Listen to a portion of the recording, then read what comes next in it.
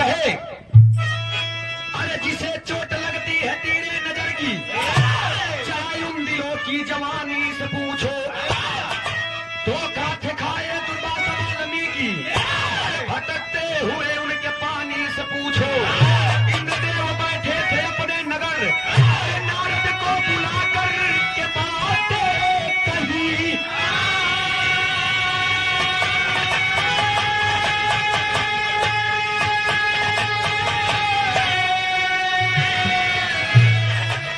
उर्वशी नर्तकी नाचती ही नहीं, हम के पागल अब तुझका क्या ही सही।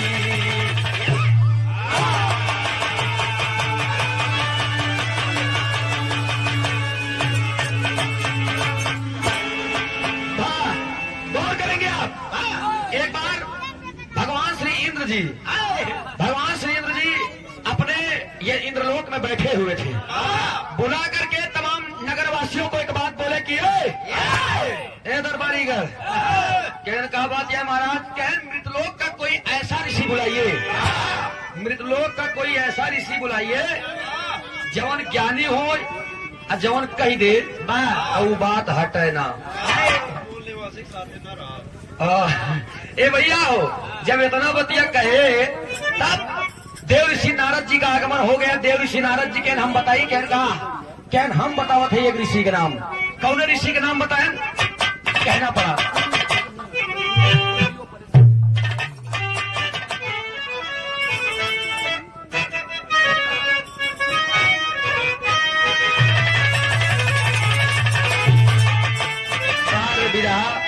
पहले के जमाना रहे गवैया गावई, एक गवैया गावई थे, गवैया बैठ के सुने बहुत इत्मीनान से। आजकल के जमाना ही हुई जब या तो ओलर जी ही मंच पे, या तो मंच छोड़ के गाए ऐसा भी रहा गौ चला है जगावई समाज की। वाह, तोरन जगह तो जगवई के रही दोस्त, आप तो बहुत कुछ कहे ना ही है, बहुत कुछ नहीं कहे ही जान ले दिलीप भैया। एकरे बात कहा कैसे कहना पड़ा, दिखाई कोनो आशिक के बात कहे।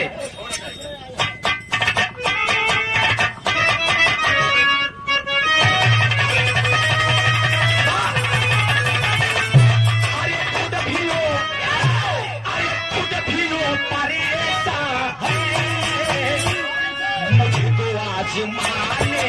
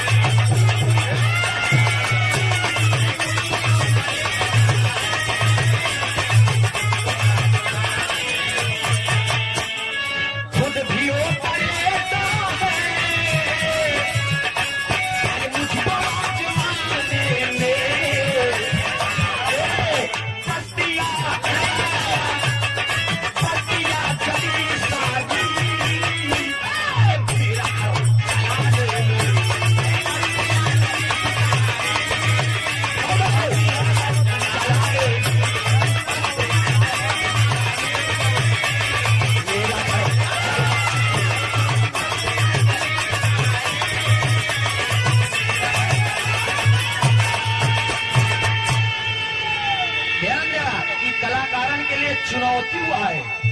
5 प्रोग्राम गाए, 5 दूनी 10 बिरहा नवा गाए रहे, 11वां प्रोग्राम गावत है, फिर नवा बिरहा तोहरे सामने गावत है बिना खसरा खतौनी के।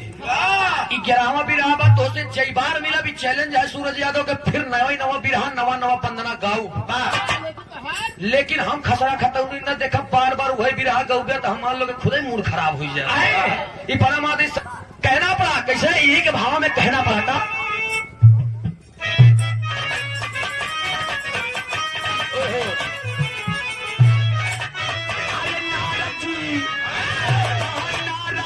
चले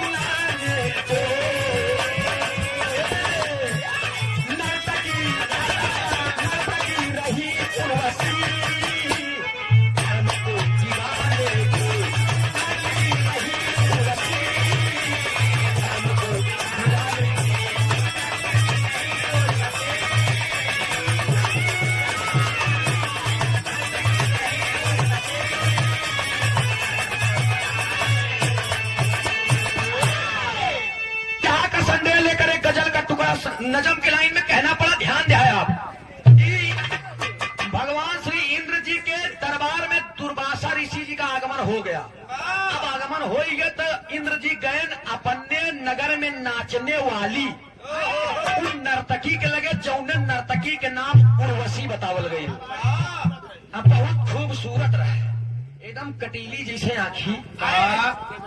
हवाई अड्डा बढ़िया रहा। मेरा रुख ध्यान दे, बगल सुनबई है ना। हाँ मेरा रुख ध्यान दे आप। हाँ तोहार वाली करिया तो नहीं है। वाह कहेगा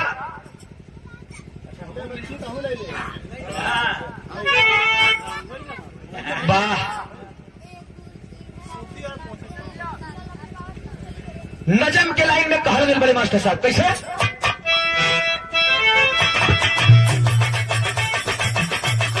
बड़ा सुंदर पुरस्कार ले दुकानदारी है।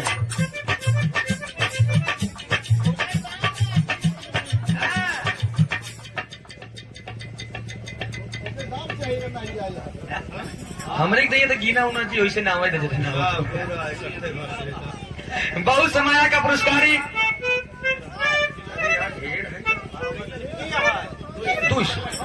201 रुपया का पुरस्कार हमारे कमलेश वर्मा बिहार के मीडिया प्रभारी चाचा जी करंसी है यार एकदम। बहुत बहुत नमन में प्रणाम में एक रखे रहा। हो सके 2024 का लास्ट लाट हम बियाह करें तो लुटाओ काम आई। आशीर्वाद की आकांक्षा में प्रतीक्षा बा। आशीर्वाद हम बच्चे कला में कामयाब रहे। बबलू भैया सब आई सब जने के 50-50 रुपया पुरस्कार। नमस्ते बा कहना पड़ा कैसे?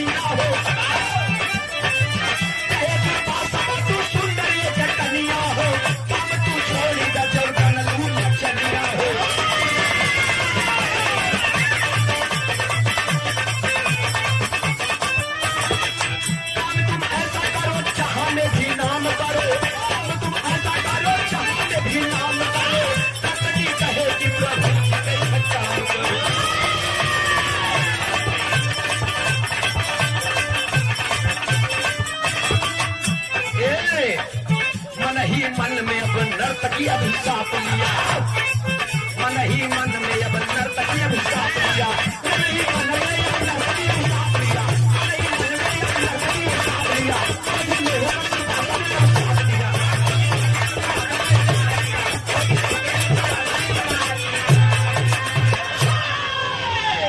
दुर्वासा मुनि जी कथा सुनावे लगे। जब कथा सुनावे लगे तो नर्तकी से जाए कि इंद्र भगवान कहन नर्तकी कहन कहा है, कहन जा करके मृतलोक का एक ऋषि आया है। कहन दुर्वासा ऋषि आए इनकर ईमान अगर तू डिगाई देबू तो जान ले तो का इंद्रलोक के हमारा राजपाट दे दे। ऋषि कहा प्रभु कहन अगर न डिगा ताऊ कहन अगर न डिगा तो तलवरिया से मारब तोहर गर्दन में उधर जाये। अरे बाप रे बाप। नर्तकी कहा आगे कुआं पीछे खाई आए रे माई केहर हम जाई। नर्तकी कहा ठीक बा हम ऐसे करब। जब इतना सोचे चल दी रोज नाचने लगी। जब नाचे लाग तो गावत बता गाँव मास्टर साहब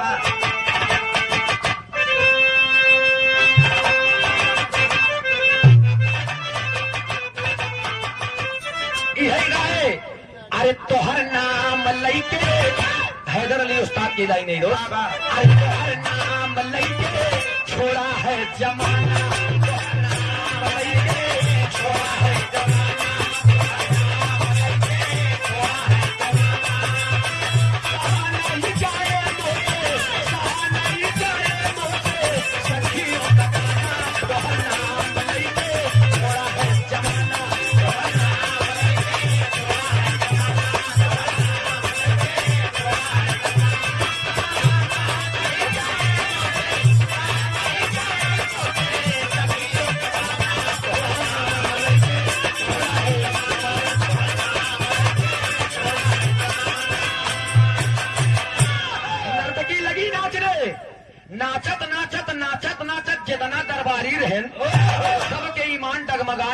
लेकिन दुर्वासा ऋषि कहे न रे यार, इंद्र तो इतना नामी है, क्या इंद्र ये भी करता है क्या, इतना गंदा काम। दुर्वासा ऋषि जी अपन मूड़ी ऊपर नहीं करें, जब ऊपर नहीं करें नाचत नाचत नाचत नाचत नाचत नाचत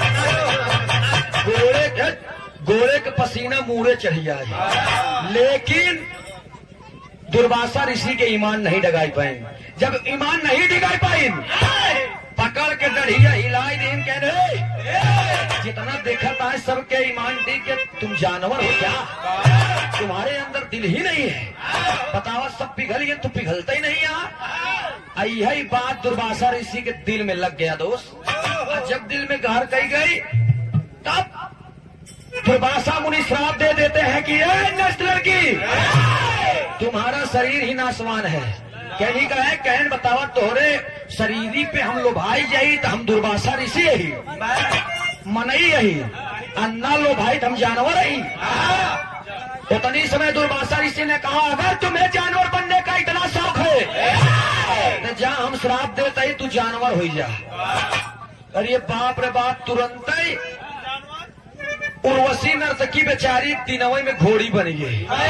जब घोड़ी बन गई तो हुआ से आए महाराज राजा इंद्रदेव के चरणों में कहा प्रभु कहन कहा कहन बहुत बड़ी गलती हुई, हमका माफ कहता कहना ना ना ना ना ना, एक बार जान ले कहन कहा कहना दाल का छूटा बंदर मुख से निकली बोली, बंदूक से निकली गोली कभी वापस नहीं हो। कहता हूँ कहन प्रभु कहन कहा कहन हमका इससे कौनो राय बताए देते हैं जैसे हम घोड़ी से गोरी हो जाये, कहन हम बतावत है। कहन कहा जब दया आई गई तब दुर्वासा ऋषि बताया कहन जिस समय 3:30 बजे आपस में टकराएंगे, ध्यान दे आप अब भाई को बजरोहर से आई हुई ना, हाँ ये सब पहले बताया कि जवाबी मुकाबला होगा कहा थे जिसमें जवाब सवाल हो। 3:30 बजे जहाँ टकराई वही 3:30 बजे के छाव जब तोहरे ऊपर पड़ी तो तू जवन घोड़ी रहबू गोरी हो जाबू, फिर दोबारा घोड़ी ना हो अबू दिन के इंतजार करे लाग बेचारी नर्तकी उर्वशी। उतनी समय हुआ से घूमत घूमत घूमत घूमत मृतलोक में आई। मृतलोक में महाराज राजा डांगू के दरबार में जाती है, हो कब तरस खिलाई था